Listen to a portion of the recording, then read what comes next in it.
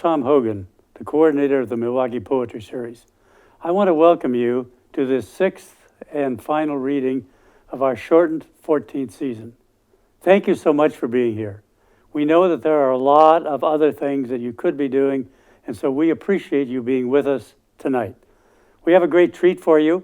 Emmett Wheatfall is here, and I'm going to introduce him in just a minute. But before I do that, I just want to say that I hope you're all safe and well in this pandemic that we've been in, and you made it through the heat okay. We are going to be starting our 15th season. I said this is the end of the 14th season. Our 15th season is going to start the second Wednesday in September, which is September 8th. And we're going to be going through next year. Our readings are going to continue virtually for the time being. And then we will phase in at some point during the season to in-person readings and be able to move to the library, which we would love to do. We'll have to see when that's going to be able to happen with the city and the library guidelines that they have to follow. But thank you again for being with us tonight. I want to make some thanks because there are a lot of people to thank. Firstly, the city of Milwaukie, which has been supportive of us really from the beginning. Secondly is the Letting Library of Milwaukie. And we are a committee of the Letting Library, and the Letting Library has been very supportive of us. So we appreciate that. Thirdly is the Milwaukie Poetry Series Committee. And as you know, and as I say, that you don't have something happening unless you have a group of people working on it. So we appreciate the effort that people have put in over this time to be part of the Milwaukie Poetry Series and making this all happen. Finally, we want to thank Willamette Falls Media and Josh Reynolds, who is our technical guru and makes all of this transmission happen. So thank you to all of those people. Now, the treat that we have for you tonight. Our poet this evening is Emmett Wheatfall. Emmett is a published poet, playwright, and recording artist. He has 2 books of poetry published by Fernwood Press, an imprint of Barclay Press. They are As Clean as a Bone and Our Scarlet Blue Wounds. His newest work, With Extreme Prejudice, is scheduled for publishing late summer 2021. Lyrically, Emmett has released 1 non-music poetry CD and 4 lyric poetry CDs. He is known nationally and internationally for his poetry, having received wonderful reviews. For more biographical information, visit, and his website is listed. Books are going to be available for Emmett, and there will be opportunities to buy them at the end of the reading, and that will be up on the screen. We are going to have a question and answer period, a short Q&A period after the reading, but before that, let's all join me in welcoming our poet for this evening, Emmett Wheatfall.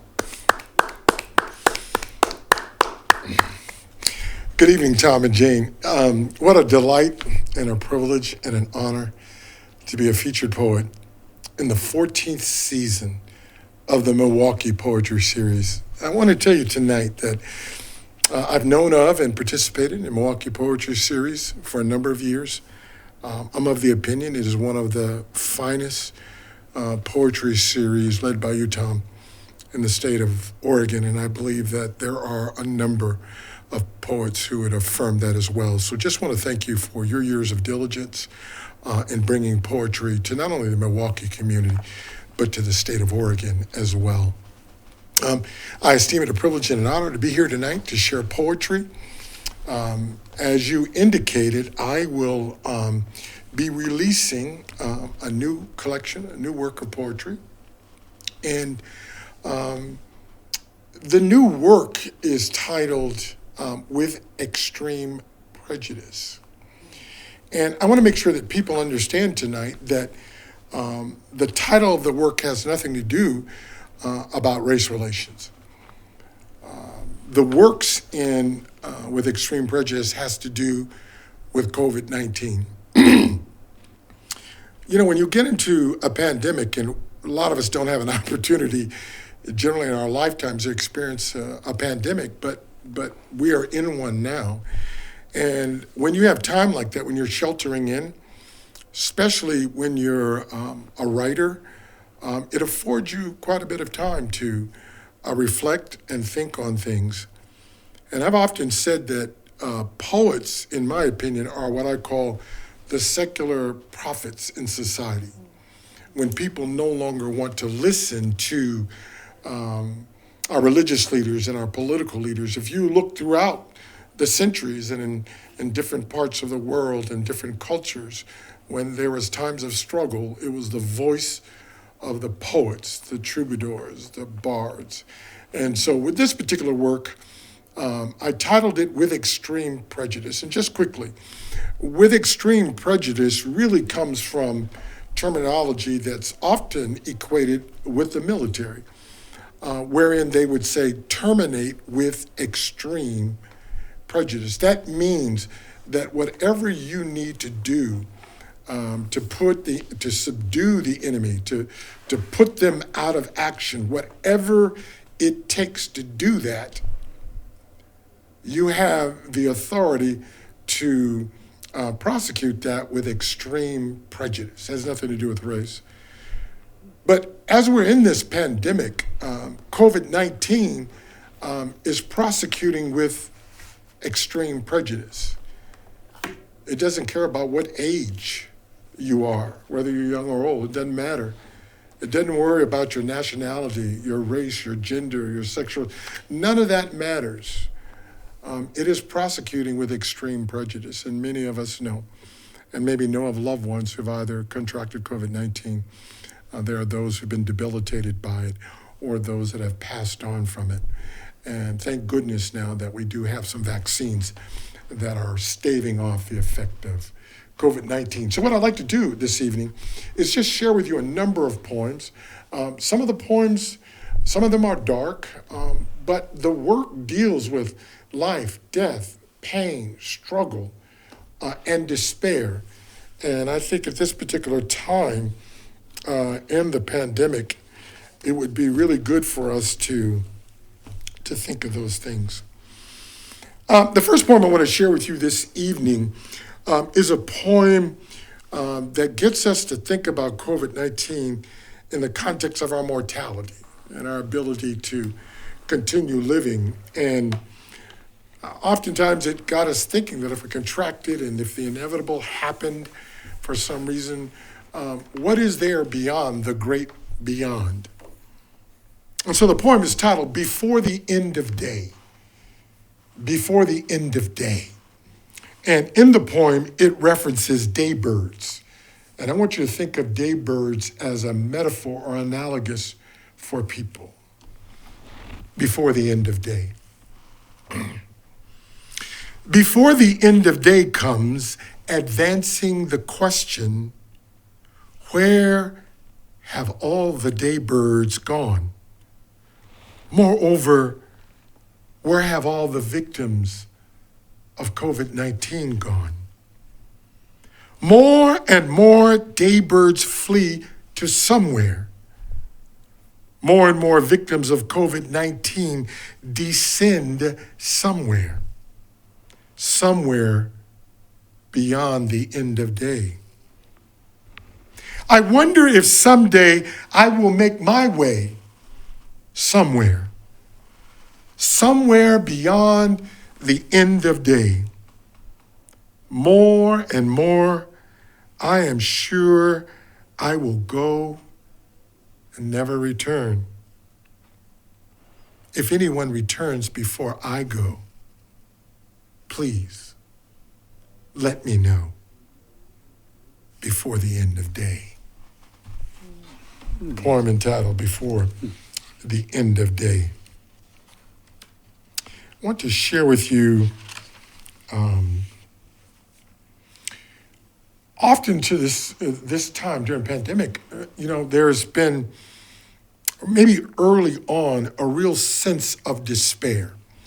Without the development of the vaccines, I think there was a real despair had gripped the world and gripped our country.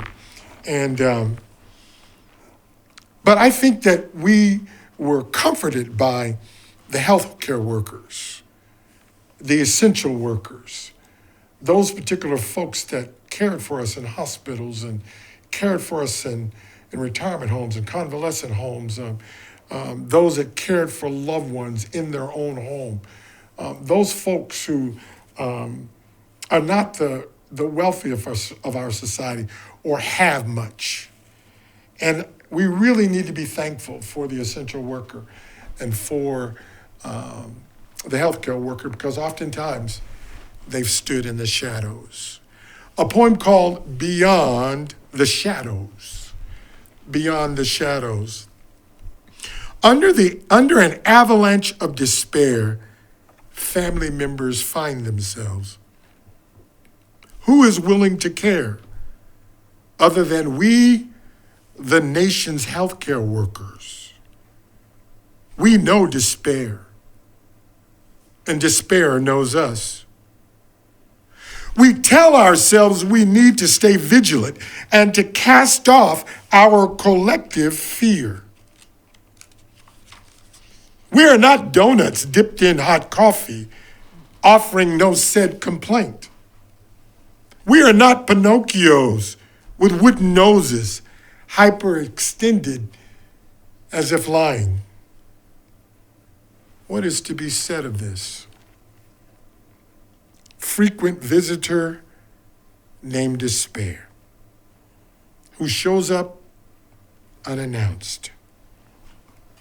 Despair should knock upon arrival, reveal itself in the dimly lit foreground, way beyond the shadows of moonlit nights. Light a candle in our honor. Shake a big stick at COVID-19. A rooster need not crow like a circus barker to get our attention. Not a choir or ensemble member is needed to slap a tambourine to restore the earthiness of our joy. Where is your hope, my friends? Where is our redemption in this era of COVID-19?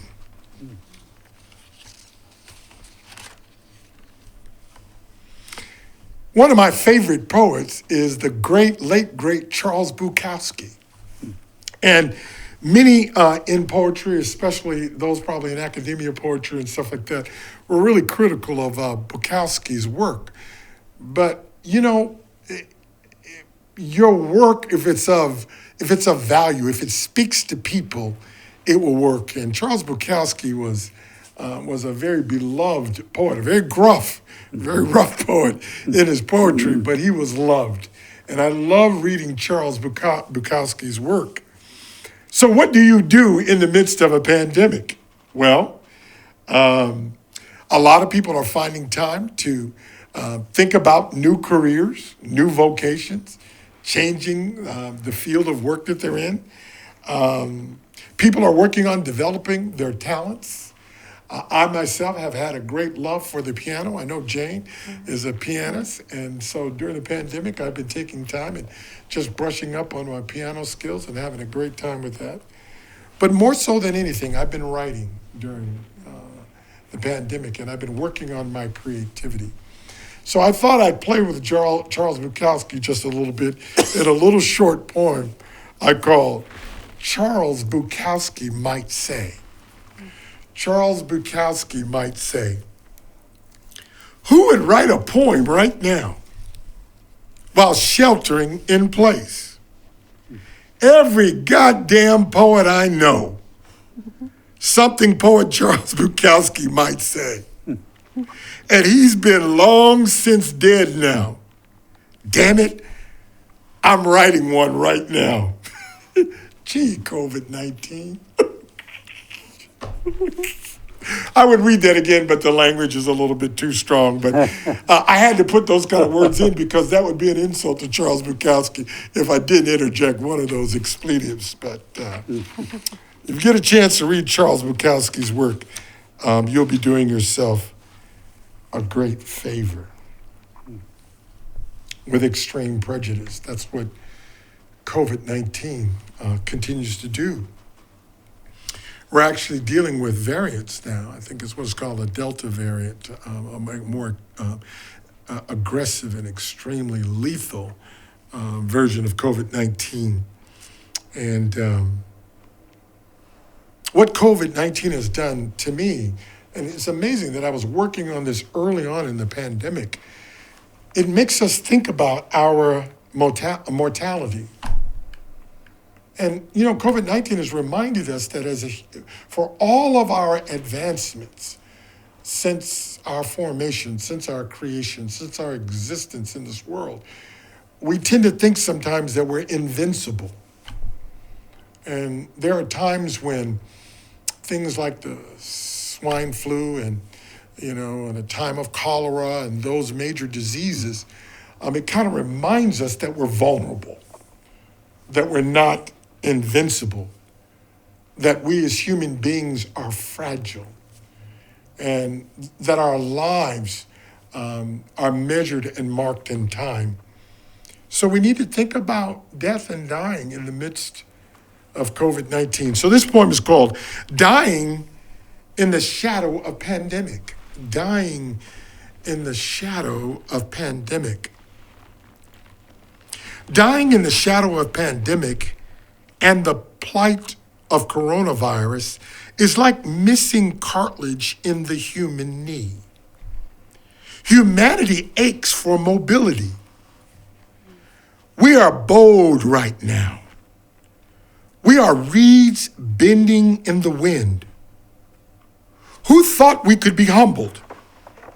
Brought to our collective knees, sustained only by the possibilities of modern medicine and the self-sacrifice of professional healers.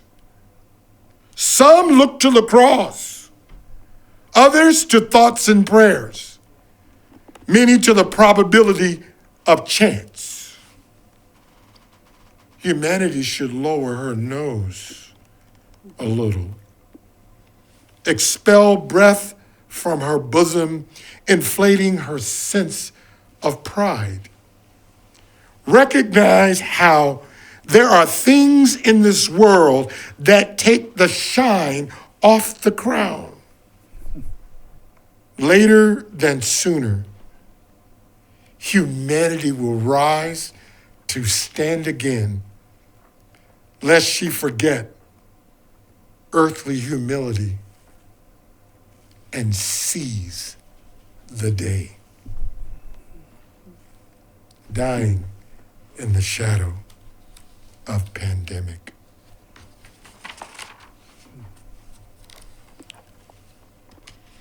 Obviously, as a poet, I've been thinking about these things. When I was working on these poems, and these were coming to me over an expanse of time, I was just thinking about how we've been impacted economically, how we've been impacted socially.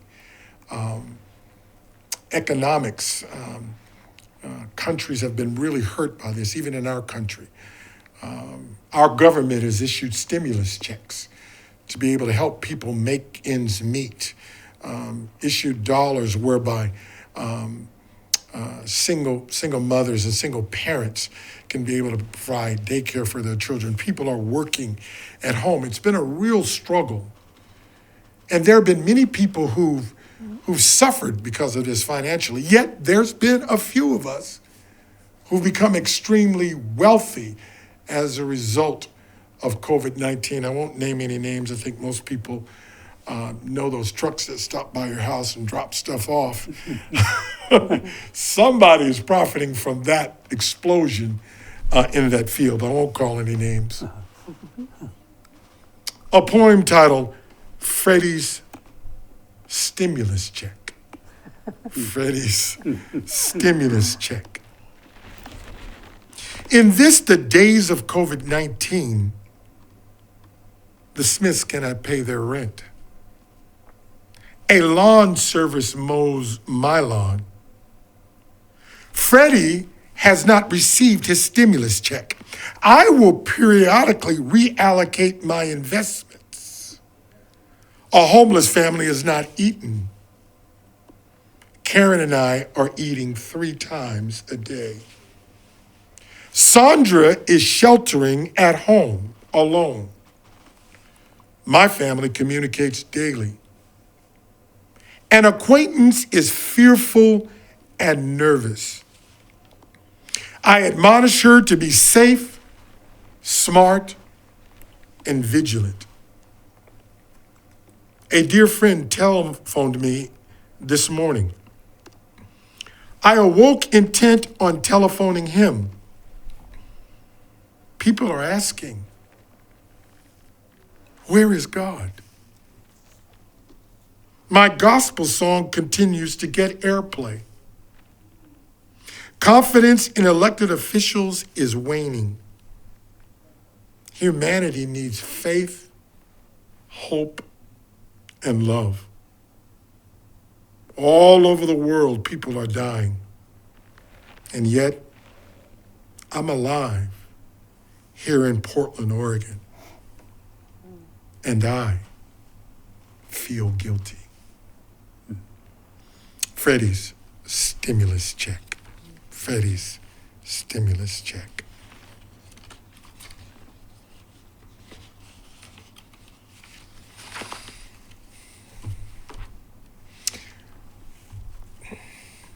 One of the great writers of all time was Hemingway. And I had the distinct privilege of reading a biography of Hemingway, about Hemingway. And I was just fascinated by this man as a writer. And one of the things I recall when I was reading his biography, many people don't know this, but the biographer said that he was such a prolific writer and a reader. He would take, I believe it was like number 2 type pencils with lead and an eraser on the end, and he would wear down 7 of those pencils in a day. Can you imagine 7 number 2 pencils with lead and use those? We're not talking about keying, typing. We're talking about freehand writing and wear down 7 pencils. And there's a thing in literature called deconstructionism. And I think to a degree Hemingway applied that. He probably wrote prolific volumes, voluminous amounts of writing. But what he did was he went back and he edited and edited and edited until he came up with the great works that he is noted for. So I thought about Hemingway's imagination. So I incorporated Hemingway in a poem I want to share with you that's called Hemingway Would Have Taken Me Fishing. He was an avid fisher, loved to fish. Hemingway would have taken me fishing. Is the end of my wit my driveway? It will be if I don't let go of this steering column. Is this how an overweight lemon branch feels? Dangling with tongue-tingling tanginess? My body leans forward like a tree blown in the wind. If only I had been Ernest Hemingway's friend. Hemingway would have taken me fishing. Not giving a damn, we would have drank his best liquor. That is what I imagine. For the death of me, climbing steps to my front door, the Great Wall of China, preferable.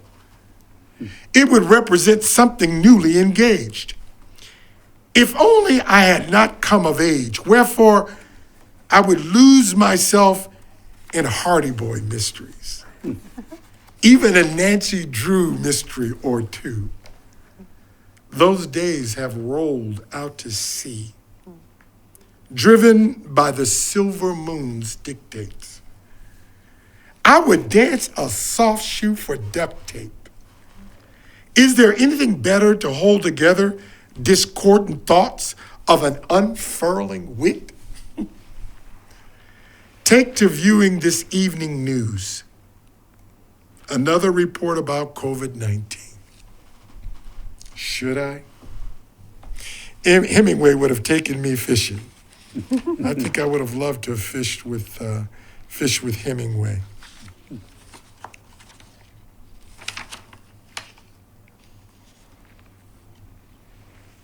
You know, I think when we first started out with this virus, COVID-19, I think the hope and the aspiration was that we would come up with, a vaccine.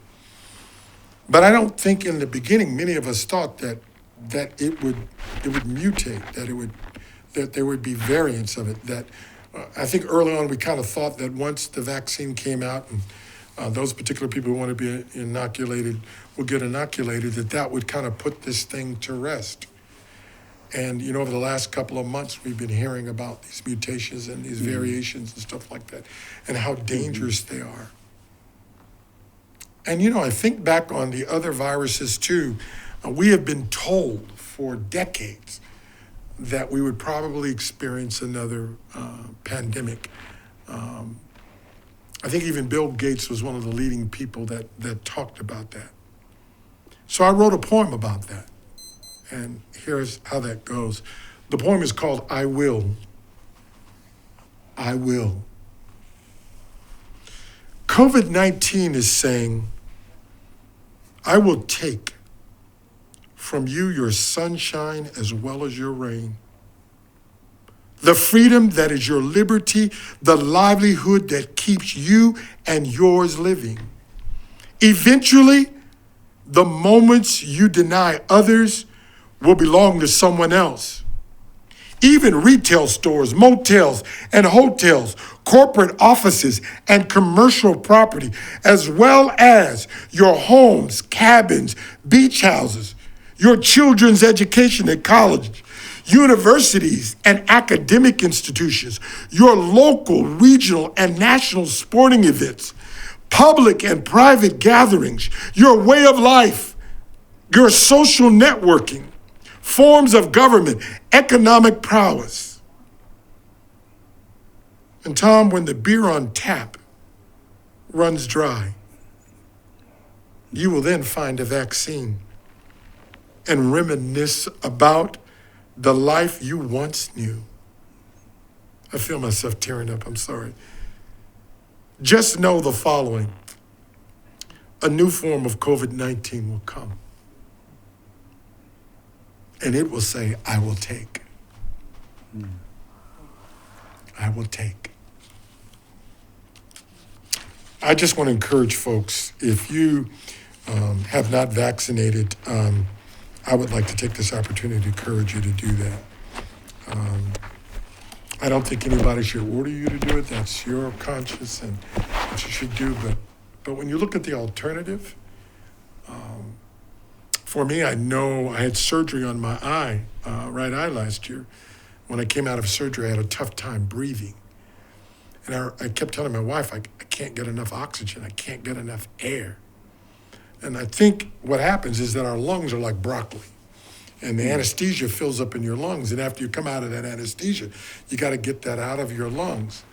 But I felt like I was sucking air through a straw. And when I read and saw how people struggle and labor with their breathing, and I remembered how I struggled trying to suck air through a straw. When I looked at the option, do I want to breathe or do I want to suck air through a straw? Personally, my own conviction, I'm not telling you what to do, I'm just simply saying I elected to actually be vaccinated. But that's your call, but I would like to encourage you to do it for yourself, do it for your family, do it for your community, do it for your friends. We look back in history and we look at the world wars. There's the American Revolution, there's been Civil War. We look at, World War I, II, the Iraq conflict, Vietnam, Korea. We could just go through and continue to list them. We've constantly been at war. But I think one of the greatest wars that we're fighting right now is this COVID-19 war. And it is prosecuting with extreme prejudice. And like I said in the beginning, it doesn't care what your race is, your gender, your sexual orientation, your disability. It doesn't care what nation, jingoism or xenophobia, any of the kinds of things, it doesn't care about that. It's like the old adage I used to hear folks say when I was younger, there's a man going around taking names. But I have a poem called Not Another World War.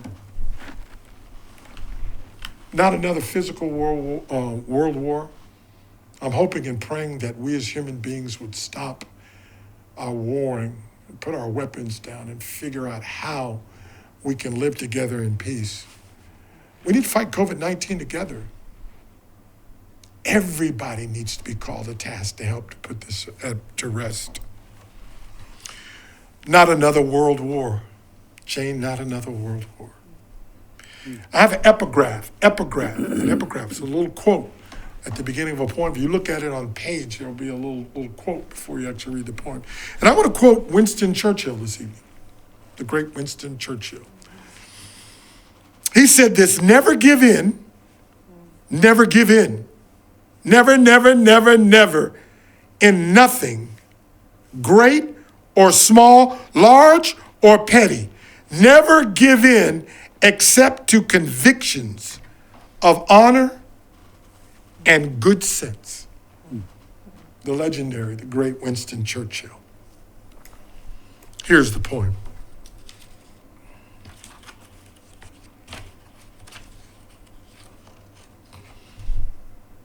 If COVID-19 is another world war, some people will not outlive their bunker. In this war, sheltering in place is most noble. Many will endure, others grumble, but we must never forget there is no such thing as collateral damage. Therefore, a casualty of this war, your neighbor may become. Look to the cross. Look to the Red Cross. Look to your neighbor across the street. Look out for your neighbors lining the street. Go to him.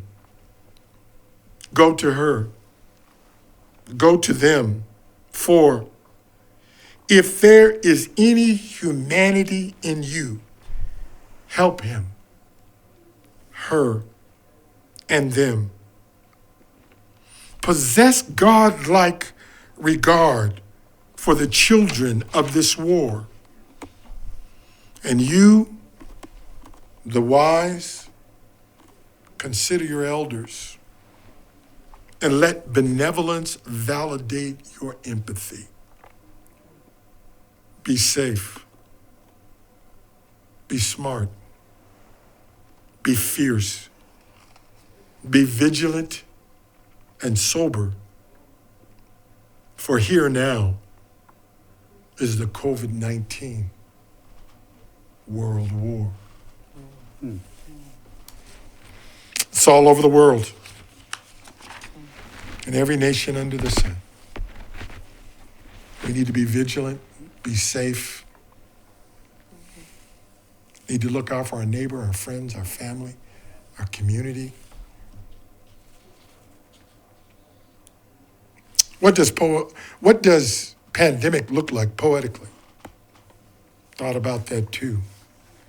As I said earlier, I believe, and it's just my little statement, it's the way I look at things, I believe that poets are the secular prophets in our world.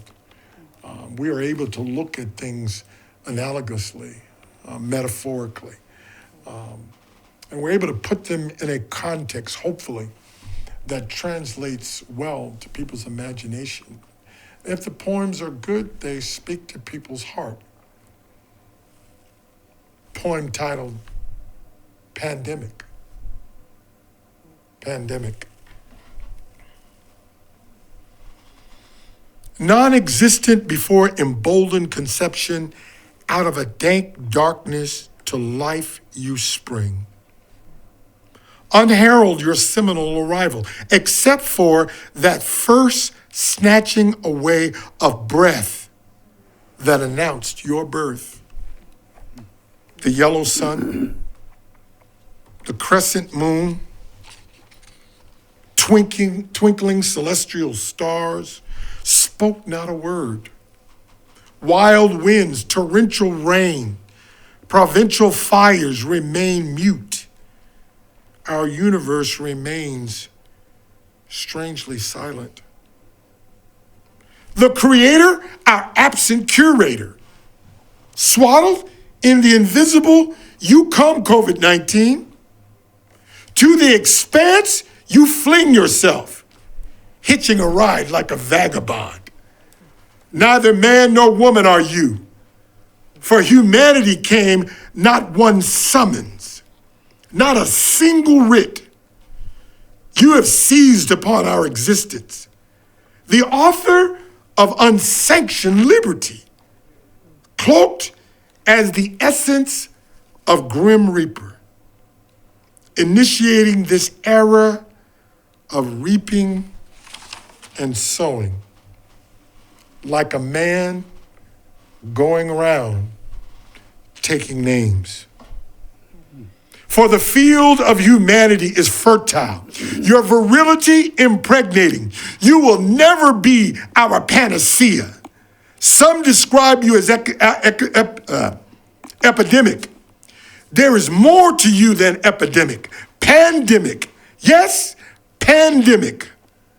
Whereby you seize upon old oak trees touched by disease, that no longer bloom nor bear blossoms. Inconsistent among adolescents, merciful to the tender shoot. There are insufficient tests. In your cunning, you test us. We, the people of this world, must place our neighbor before ourselves, the elderly being our image and destiny. Self-corned when ordered, actualize our desire to survive, to secure the future of our posterity, for we will prevail. We must.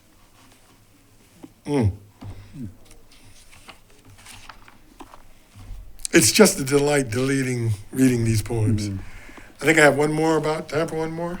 Yeah, sure. Okay. Please. Just let me know a couple more, I think, be able to get them in real quick.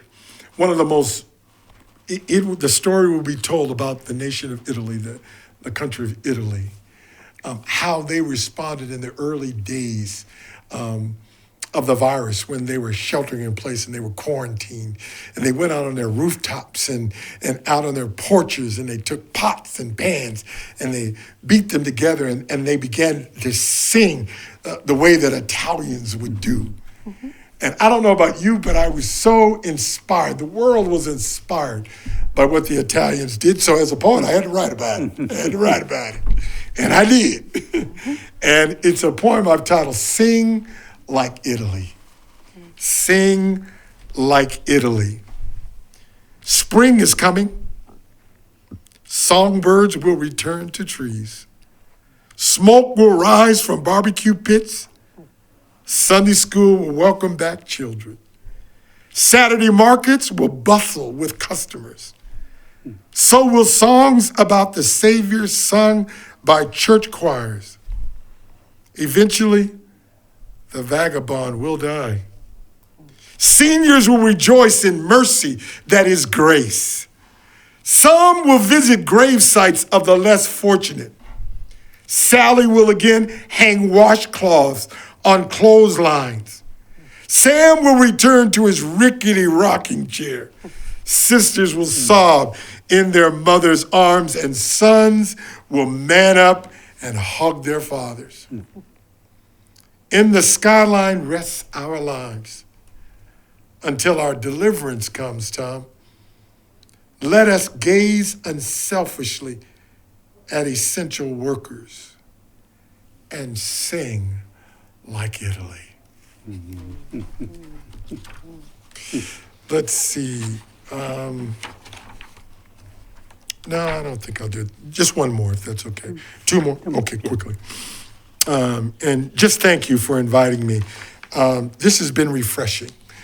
There's a movie out called Waiting to Exhale, and I always say when we poets get a chance to read our poem, and at least have an audience, we get a chance to exhale. So this evening, I'm exhaling these poetic inspirations. The president did not conscript you.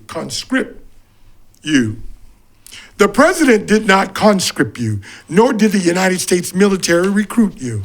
No terrorist placed a gun to your head and made you. Not a known or unknown militia coerced you. Essential worker, our nation's citizen soldier, dedicated warrior, bold, brave, fierce. You, essential worker, hold the line. You stem the tide of tidal wave in this, the COVID-19 world war. This is not the fictional clone war, Jane. This is the real clone war. Such a stealthy enemy who multiplies and survives, who lays low and reaches high, taking the last of breath away from the elderly in nursing homes every day. A lot of healthy men and women having experienced life's beginning, only to die long before their natural ending, ravishing communities as if predestined for doom. Forget not the loss of babies coming soon. One more. Let's see what would be really, really appropriate.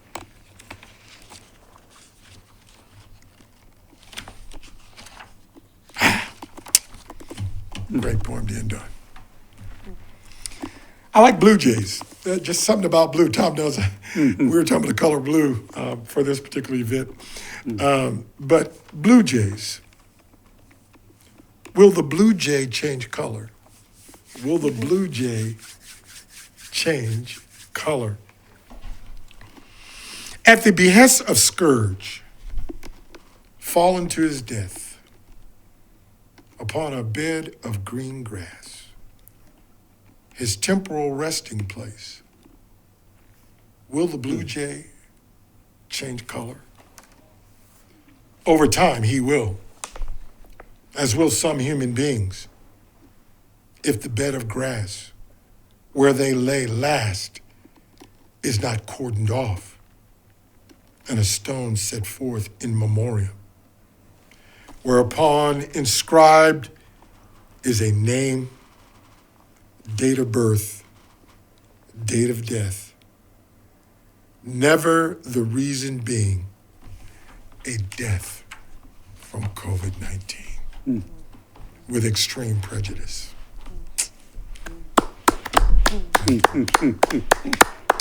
Emmett, Thank you. thank you. Yes. And I know we're virtual, but you have to imagine and listen to the applause. Oh, okay. Listen to the applause coming from the people that have been watching Oh, thank you. what you shared with us tonight. Thank you. Yes. Just some of the things that I noted. Poets are the secular prophets. Mm-hmm. Beyond the great beyond. Mm-hmm. Where have all the daybirds gone? I love that. An abundance, an avalanche of despair. Mm-hmm. The earthiness of joy. Humanity aches for mobility. Humanity aches for mobility. Mm-hmm. Tongue-tingling tenderness. That was I was praying I'd get that right. I was hopeful You did I'd a get good that job. right. Tongue-tingling tenderness. It will say, I will take. That's right. It is prosecuting with extreme prejudice. No mercy. Many will not outlive their bunker. That's right.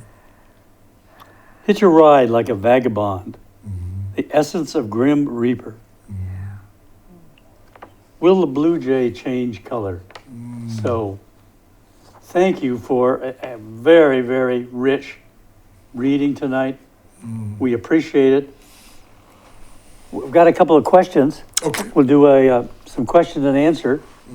And I'm going to invite anyone who would like to ask Emmett a question to put it in the chat, and I will try to pull things out of the chat. I'm going to start, and I'm going to ask Emmett Who are you reading now? I have not actually been reading any particular poet in volume, but the last poet's work I read was William Butler Yeats and his piece that's called The Rose of Peace. I was commissioned to write a poem for a peace and nonviolence organization here in the Portland area that they wanted, and they commissioned me to do it, and I wrote it. And it's titled Of Peace and Nonviolence. And so his work, Yeats, what can I say? Just the opportunity to read his work and draw from his work is pretty powerful. Over the last couple of years, I've been looking at James Baldwin. You know, James Baldwin, the great black intellectual, late great black intellectual. And I've been doing a lot of reading in a lot of other areas around history and stuff like that. But Yeats is who I looked at. Yes. Well, I know you referenced several writers. Charles Bukowski, Hemingway. Oh, don't get me started. Well, here's something from Carolyn Martin. Oh, okay. She says, "What a lovely evening for a poetry event." And I didn't know this either, but from Pauline, I didn't know the NBA Finals were on tonight. Oh, well. But she said, "So glad Emmett and you all gave up the NBA Finals to read poetry." Yeah. Annie Lightheart says, "Thank you." Oh, gracious. I consider one of my teachers. Annie Lightheart, I consider one of my, she's a fabulous teacher of poetry. Well, talking about authors, who would you say influenced you? Oh, mercy, you know who I'm going to call. The Renaissance man, Langston Hughes. He spoke a lot about to the despair of racial injustice, social injustice. He wrote about the plight of the Negro, which I am. So it was a great opportunity to look in the mirror, per se. You've probably heard me joke before. I write about everything.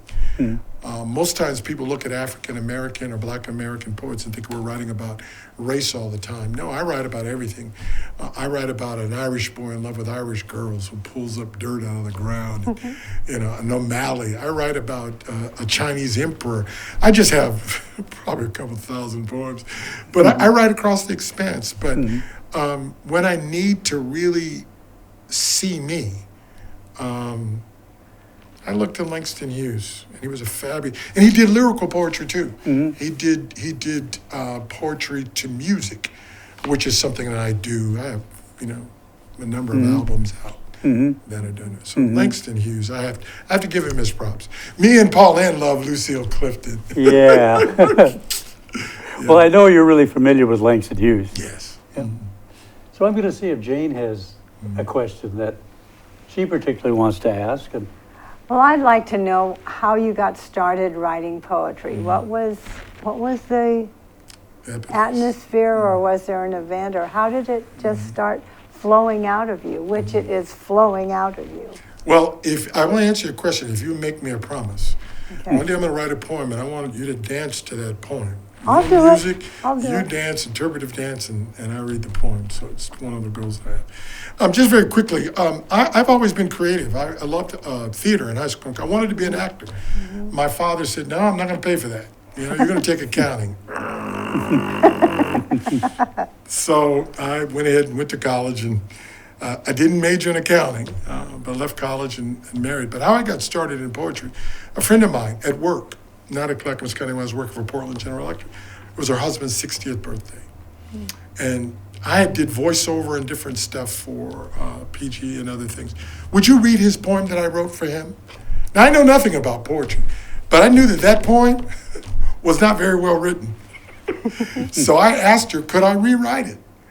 And I made her a promise that on the night of his birthday celebration, I will read her version, and then I will read mine. Would that be okay? She said, okay. So there's a late great Janis Scroggins, the great pianist, jazz, blues, incredible. She was a friend of mine, and I asked her, I said, I would love to put this poem to music.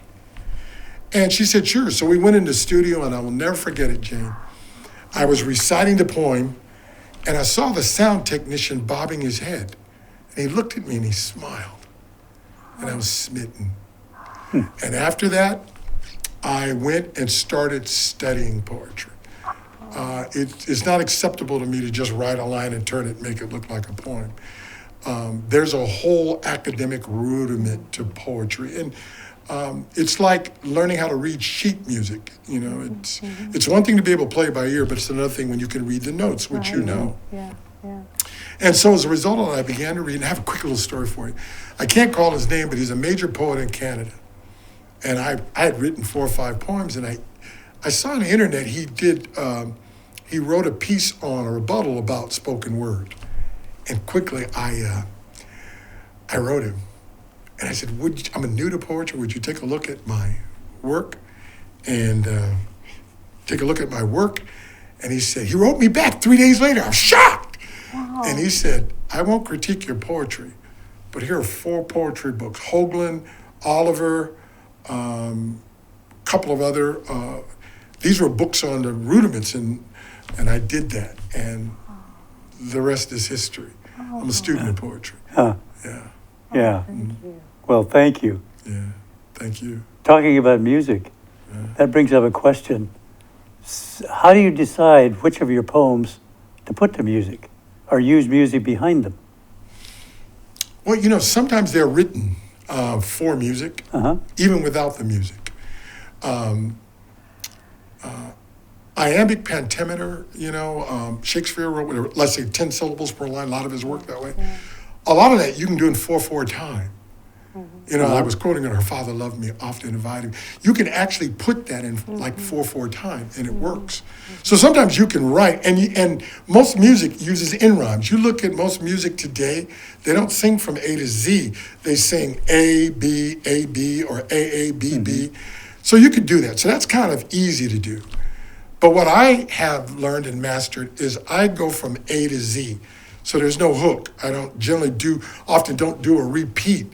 I have to actually say that all the way through. And I'm a bird on a wire, because if I don't say it right or I get out of time, it's going to become noticeable. So my Welcome Home album is one in which I took words and I had somebody write the music, and we went to the studio, and I just recite from A to Z, no repetition really. And I love doing it. I guess it's a gift and talent I have. Yeah, So, okay. Well, thank you. You're welcome. Another thing from the chat, Ann Farley says, My friend, yeah. Emmett, you are a singular prophet in our society. Yeah, thank you. Yeah, appreciate that. So I've got one final question.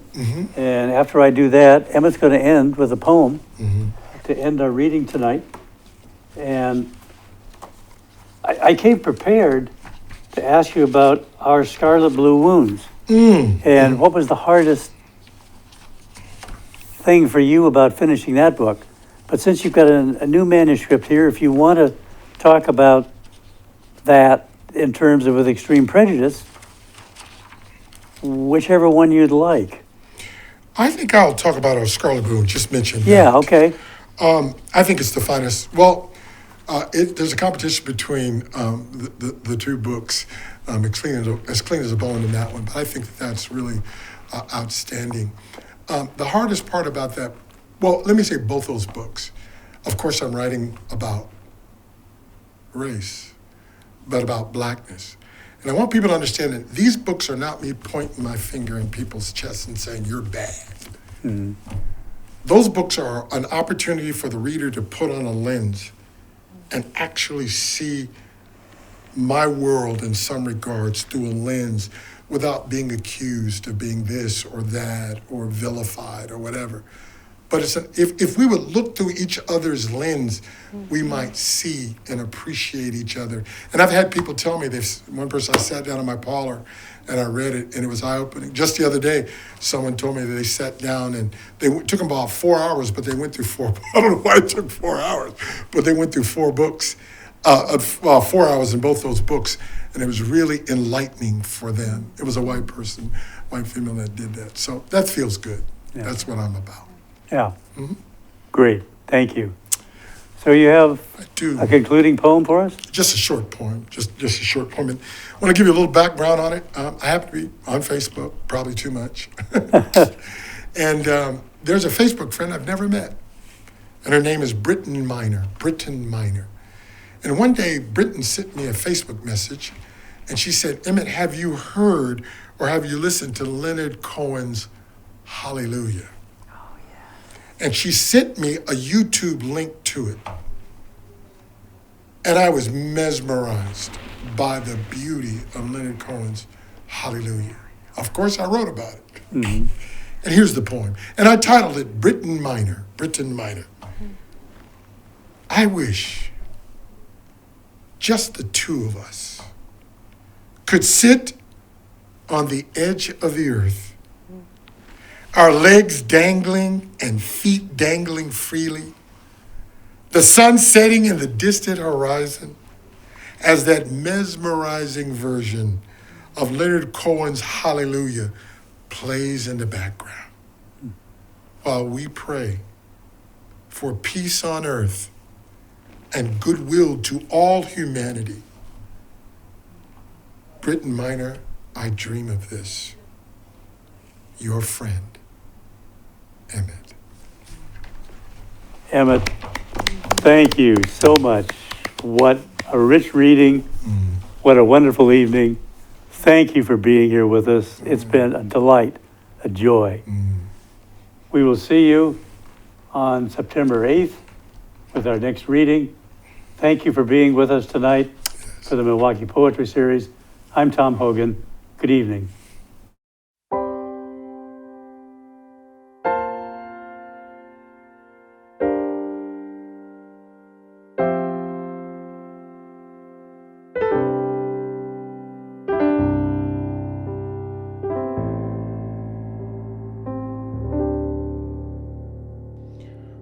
Old souls linger near Alfie.